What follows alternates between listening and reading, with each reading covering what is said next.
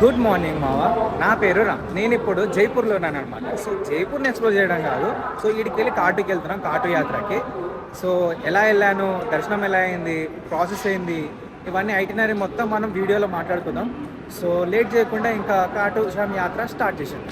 కాటుకి nearest railway station రింగస్, కానీ హైదరాబాద్ నుండి రింగస్ కి డైరెక్ట్ ట్రైన్స్ అవైలబుల్ లేనందువల్ల మనం జైపూర్ కి రీచ్ అవ్వాలి. హైదరాబాద్ నుండి జైపూర్ కి చాలా ట్రైన్స్ అవైలబుల్ గా ఉంటాయి. స్లీపర్ కాస్ట్ 800 దాకా పడుతుంది. నా సజెషన్ ఏంటంటే మీరు థర్డ్ ఏసీఓ లేదా సెకండ్ ఏసీఓ బుక్ చేసుకుని రండి. స్లీపర్ లో 36 అవర్స్ జర్నీ మనం చేయలేం. సో ఇప్పుడు నేను జైపూర్ రైల్వే స్టేషన్ బయట ఉన్నాను. సో మీరు ఇంకా సినారియో చూసి ఉంటారు.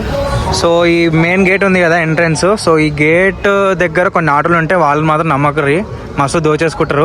కొంచెం రోడ్ దాటిరా అనుకోండి, సింధీ క్యాంప్ కంటే ఒక 20 రూపీస్ ఏమో ఛార్జ్ చేస్తాడు. అక్కడ మీరు బస్ క్యాచ్ చేసుకొని కాటుకి అయితే స్టార్ట్ అయిపోవచ్చు. సో ఇక్కడికి వెళ్ళి కాటుకి ఆర్ఆర్టీసీకి ఎంత ఛార్జెస్ ఉంటుంది అండ్ ప్రైవేట్ బస్కి ఎంత ఛార్జెస్ ఉంటుంది అనేది మనం తెలుసుకుందాం. Sindhi camp Jaipur railway station నుండి 1 కిలోమీటర్ దూరం మాత్రమే ఉంటుంది. సింధీ క్యాంప్ అంటే జైపూర్ లోనే అతిపెద్ద బస్. ఇండియాలో ఉన్న మేజర్ సిటీ బస్సెస్ అన్ని ఇక్కడ అవైలబుల్ గా ఉంటాయి. ఇక్కడ నుండి ప్రతి అరగంటకు బస్సులు ఉంటాయి. టికెట్ ధర సుమారు 110 రూపాయలు. అదే ప్రైవేట్ బస్ అయితే 150 రూపాయలు ఉంటుంది. సింధీ క్యాంప్ నుండి కాటుకి బస్ ప్రయాణం 2 గంటల సమయం అయితే పట్టింది. ఇది కాటు శ్యామ్ మందిర్ దర్బార్కి దగ్గరలో ఉన్న bus stop, the main bus stop అనమాట. ఎవ్రీ బస్ అనేది ఇక్కడ ఆగుతుంది. ఢిల్లీ నుంచి అయినా సరే, జైపూర్ నుంచి అయినా సరే, ఉజ్జయిన్ నుంచి అయినా సరే, ఎవ్రీ బస్ అనేది ఇక్కడ ఆగుతుంది. అండ్ టెంపుల్కి ఎలా వెళ్ళాలి, ద మెయిన్ ల్యాండ్ మార్క్ ఏంది, సో గుర్తింపులు ఏమైనా ఉన్నాయా, కరెక్ట్ టెంపుల్ అంటే చుట్టుపక్కల చాలా టెంపుల్స్ ఉన్నాయి, అదేందో ఇప్పుడు మనం తెలుసుకుందాం. సో దానికి ముందు ఒక చిన్న ఛాయ్ అయితే తాగుదాం. బస్ స్టాప్ నుంచి బయటికి రాగానే మనకి చాలా వరకు రెస్టారెంట్స్ అయితే అవైలబుల్గా ఉంటాయి. అక్కడ మనకి నార్త్ ఇండియన్ థాలీతో పాటు సౌత్ ఇండియన్ థాలీ కూడా దొరుకుతుంది. అండ్ సౌత్ ఇండియన్ థాలీ మనకి basic starting from 100 to 150 rupees. ఇది మినిమం రేంజ్ అన్న. జైపూర్ లో iconic snack item khadi kachori మాత్రం ట్రై చేయడం మర్చిపోకండి. బస్ స్టాప్ నుంచి బయటికి రాగానే ఈ కమాన్ అయితే కనిపిస్తుందో, so you are at the right temple. So చుట్టుపక్కల ఇలాంటి చాలా టెంపుల్స్ ఉన్నాయి. జై శ్రీ శ్యామ్ నారాయణ అనే ఒక కమాన్ మీద పెద్దగా ఉంటుంది. So then this is the right temple. And ఇప్పుడు టెంపుల్కి రూట్ ఎట్లా అండ్ టెంపుల్ దర్శనం ఎలా అవుతుంది, విఐపి దర్శనం ఉందా లేదా అనేది ఇప్పుడు తెలుసుకున్నాం. నేను హోలీ టైంలో విజిట్ చేశాను కాబట్టి ఇక్కడ చాలా సందడిగా ఉంది.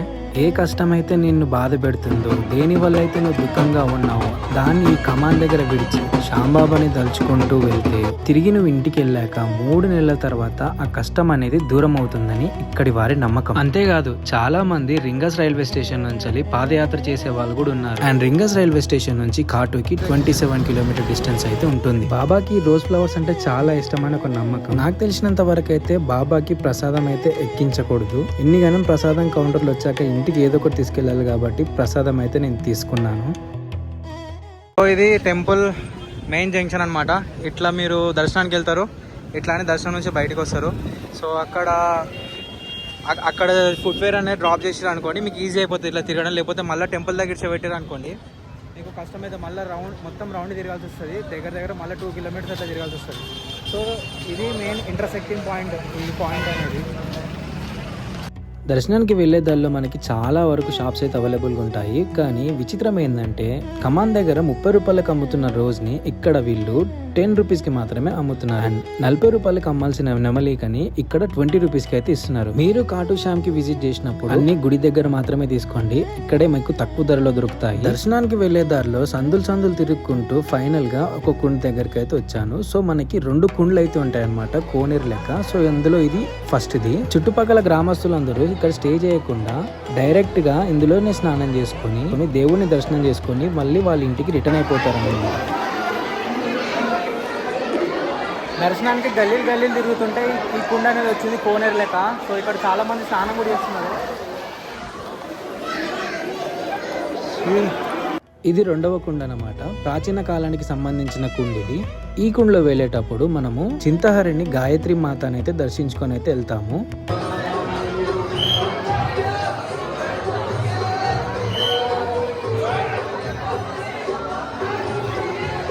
బాబా ది మెయిన్ ఎంట్రన్స్ టెంపుల్కి. సో లోపల ఉంటుంది, స్ట్రైట్ వెళ్ళాలి. వీక్ డేస్ కాబట్టి క్రౌడ్ అనేది చాలా తక్కువ ఉంది. వీకెండ్స్ అయితే పబ్లిక్ చాలా క్రౌడ్ ఎక్కువ ఉంటుంది. ఇట్లా లైన్స్ మొత్తం క్యూ కూడా కట్టింది ఉంటుంది. అండ్ సెకండ్ థింగ్ ఏంటంటే అక్కడ ఇంకో చిన్న గేట్ చూస్తారు కదా, సో అక్కడ ముసలి వాళ్ళకి, హ్యాండిక్యాప్డ్కి పర్మిషన్ ఉంటుంది. అక్కడ వీల్ చైర్స్ ఉంటాయి. ఆ వీల్ చైర్స్లోకి వెళ్ళి వాళ్ళని తీసుకోపోదు. సో వాళ్ళతో పాటు ఇంకొకరు వాళ్ళ ఫ్యామిలీ పర్సన్ ఎవరైనా వెళ్ళొచ్చు. సో ఇప్పుడు మనం దర్శనం లైన్లోకి వెళ్ళి ఎంతసేపు టైం పడుతుంది అనేది చూద్దాం. సో ఇప్పుడు టైం 10:48 అవుతుంది. దర్శనం అయిపోయేసరికి ఎంత టైం అవుతుంది అనేది చెప్తాను. ఇప్పుడు నేను లెఫ్ట్ సైడ్లో ఉన్నాను ఎగ్జాక్ట్. సో అది రైట్ సైడ్ అనమాట, ఇది లెఫ్ట్ సైడ్. ఖాటూశ్యామ్ టెంపుల్కి విజిట్ చేయాల్సిన బెస్ట్ టైం ఏదైనా ఉందంటే అది అక్టోబర్ నుంచి ఫిబ్రవరి వరకు. అండ్ ఫిబ్రవరి మంత్ స్పెషాలిటీ ఏంటంటే ఇక్కడ ఒక మేళా అవుతుంది. సో ఆ సమయంలో భక్తుల రద్దీ అనేది చాలా ఎక్కువ ఉంటుంది. అండ్ మార్చి నుంచి సెప్టెంబర్ మధ్యలో హీట్ వేవ్స్ అనేది ఎక్కువ ఉంటుంది, అంటే ఈ టెంపరేచర్ అనేది ఎక్కువ ఉంటుంది కాబట్టి భక్తుల రద్దీ అనేది తక్కువ ఉంటుంది. అండ్ వేడి కారణంగా కొంచెం ఇబ్బందులు అయితే ఫేస్ చేయాల్సి వస్తుంది. సో లైన్ లో నించిన తర్వాత పక్కనున్న షాప్ లో ప్రసాదం కూడా తీసుకోవచ్చు. అండ్ ఫైనల్లీ ఇలా నా దర్శనం పూర్తయింది. సో ఇదే ఖాటూశ్యామ్ బాబా ముఖ్య మందిరము.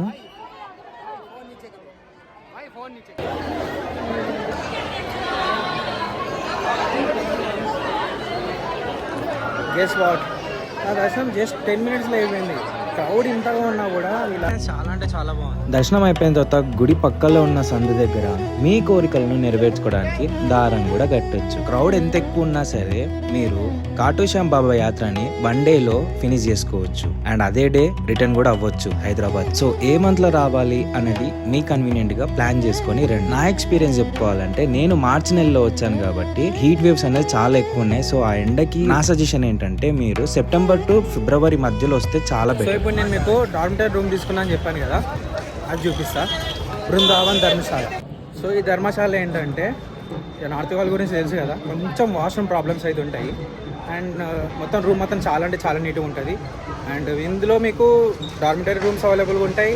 అండ్ ఇంకా నార్మల్ రూమ్స్ కూడా అవైలబుల్ ఉంటాయి. 7 members దాకా అలాట్ చేస్తారు. సో డామ్స్ అయితే మీకు ఈజీగా 240 దాకా, 240 నుంచి స్టార్ట్ ఉంటుంది. అండ్ రూమ్స్ అయితే ఈజీగా 400 నుంచి స్టార్ట్ ఉంటుంది అన్నమాట. సో ఇప్పుడు నేను రూమ్ ఎలా ఉందో చూపిస్తాను. ఇది ఎంట్రీ అనమాట, ఇలాగే లోపలికి వెళ్ళిపోవాలి. ఇందులో లిఫ్ట్ కూడా ఉంది అవైలబుల్గా. సో కొంచెం ఓకే, పర్లేదు. మెయింటెనెన్స్ పరంగా చూస్తే ఒకటి వాష్రూమ్ ఒకటి ఇబ్బంది ఉంది, మిగతా అంతా ఓకే.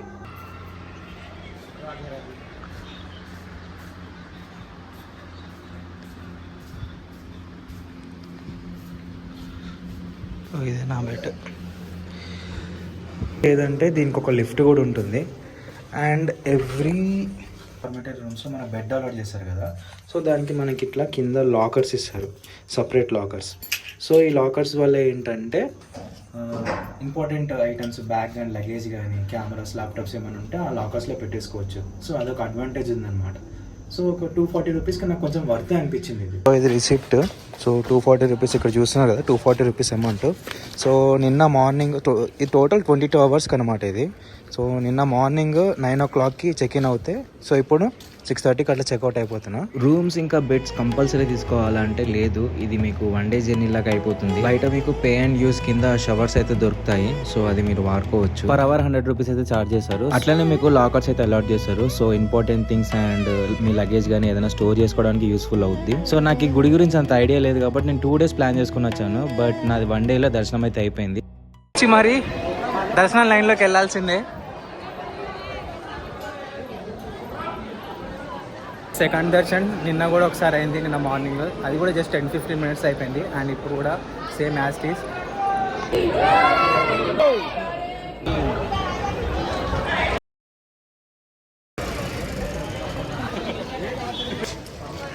దర్శనం చాలా అంటే చాలా బాగా అయింది.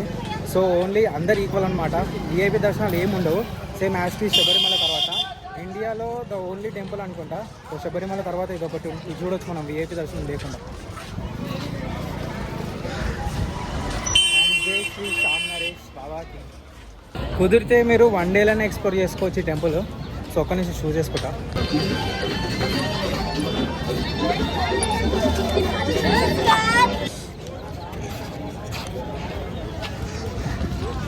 ఎక్కడ ఆపినా కుదిరితే 1 dayలో ఎక్స్ప్లోర్ చేసుకోవచ్చు. అంటే పెద్దగా దర్శనానికి పెద్ద టైం పట్టదు. సో ఈజీగా మీకు 3000 దాకా బడ్జెట్ అయితే అవుతుంది. సో ఆ తర్వాత మీరు జైపూర్ కూడా ఎక్స్ప్లోర్ చేసుకోవచ్చు. సో ఇప్పుడు ఈడికి వెళ్ళి సాలాసర్ బాలాజీ టెంపుల్కి వెళ్ళి ఇంకా అటు నుంచి అటు జైపూర్కి వెళ్దాం. సాలాసర్ ఆనే జానే కా గాడి కొన్ సార్. సాలాసర్ బాలాజీ మందిర్. సో ఈ టెంపుల్ ప్రత్యేకత ఏంటంటే ఇండియాలోనే ద వరల్డ్లోనే ఒక మన హనుమంతుడిని గడ్డము మీసంతోనైతే విగ్రహం అయితే చూడగలుగుతాము. సో ఇది స్వయంభుగా వెలిసిన విగ్రహం అనేది. 1754లో అసోటా అనే గ్రామంలో ఒక రైతు పొలం దున్నుతుండగా నాగలికి ఒక రాయి తగిలిందంట. దాన్ని తీసి శుభ్రం చేయంగా అది గడ్డం మీసలతో కూడిన హనుమంతుడి విగ్రహంలా అనిపించిందంట. అదే రోజు రాత్రి ఆ ఊర్లో జమీందారుకు మరియు మోహన్ దాస్ అనే భక్తుడికి స్వామివారు కల్లో కనిపించి తనను సాలాసర్ ప్రతిష్ఠించాలని కోరారట. అలా ఈ స్వయంభుగా విగ్రహం సాలాసర్ కి చేరుకుంది. బై 2 hours రూట్ని 1.5 hours కవర్ చేసిండు మన అన్న. And finally Salasar Balaji Mandir temple లొకేషన్కి అయితే వచ్చేసాను. సో చూద్దాం దర్శనం అయితే టైం పడుతుంది అండ్ వీఐపీ దర్శనం అయితే ఎంత, ఇవన్నీ మనం ముందు మాట్లాడుతున్నాం. సాలాసర్ బాలాజీ గుడిలో ఇక్కడ స్వామివారి ముఖం గుండ్రంగా గడ్డంతో మరియు మీసాలతో కనిపిస్తుంది. ఇలాంటి రూపం ప్రపంచంలో మరెక్కడ ఉండదు. భక్తులు తమ కోరికలు నెరవేర్చుకోవడానికి గుడి ప్రాంగణంలో చెట్టుకు ఎర్రటి దారంతో కొబ్బరికాయలను కడతారు. ఇలా చేస్తే తలిచిన కార్యాలను సిద్ధిస్తాయని నమ్మకం. సో దర్శనం అయిపోయింది. Plan is very simple. ఒక కొబ్బరికాయ తీసుకోవాలి, లోపలికి వెళ్ళాలి, కోరిక కోరుకోవాలి అండ్ ఆయనను చూడొచ్చు. చూసి బయటకు వచ్చిన తర్వాత ఒక కొబ్బరికాయ అనేది అక్కడ ఒక చెట్టు ఉంటుంది, ఆ చెట్టు కట్టేయాలి. సో విషయం అనేది 1 yearలో కంప్లీట్ అవుతుంది. దర్శన్కి పెద్ద టైం కూడా పట్టలేదు, 10 నిమిషాల్లో అయిపోయింది. అండ్ ఇప్పుడు మళ్ళీ మనం పార్కింగ్ దగ్గరికి వెళ్ళి పార్కింగ్ టు కాటు నుంచి మళ్ళీ సింధీ క్యాంప్ నుంచి మళ్ళీ జైపూర్ రైల్వే స్టేషన్ అండ్ ఆడికి వెళ్ళి బేసిక్గా రిటర్న్ టు హైదరాబాద్.